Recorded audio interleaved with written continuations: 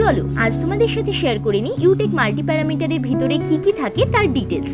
এর সাহায্যে আমরা একই সঙ্গে জলের বিভিন্ন প্যারামিটার পরিমাপ করতে পারি এবং ক্যালিব্রেশনের জন্য ভিতরে থাকে নানা রকমের বাফার, যেমন পিএইচ ক্যালিব্রেশনের জন্য থাকে পিএইচ 4.01, পিএইচ 7 বাফার, তাছাড়া টিডিএস স্যালিনিটি কন্ডাক্টিভিটি ক্যালিব্রেশনের বাফার, দেন থাকে ডিআয়নাইজড ওয়াটার এবং ডিও রিফিলিং ইলেকট্রোলাইট।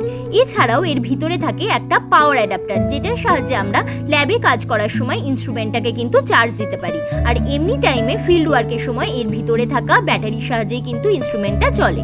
এটা হচ্ছে আমাদের মেন ইউনিট বা মেন ইনস্ট্রুমেন্টটা, যার কিছু বাটনস রয়েছে এবং রয়েছে একটা স্ক্রিনে কিন্তু আমরা সমস্ত রেজাল্টস গুলো দেখতে পাই, যে পিএইচ কত, ডিও কত, টিডিএস স্যালিনিটি কত ইত্যাদি। এগুলো হচ্ছে এর তিনটে ইলেকট্রোড, যার মধ্যে সাদাটা হচ্ছে পিএইচ মেজারমেন্টের ইলেকট্রোড, যেটাকে সবসময় 3% KCl এ ডুবিয়ে রাখতে হয়, এটা ডিও মেজারমেন্টের, এবং এটা হচ্ছে টিডিএস স্যালিনিটি কন্ডাক্টিভিটি, বাকি সবকিছু মেজারমেন্টের ইলেকট্রোড।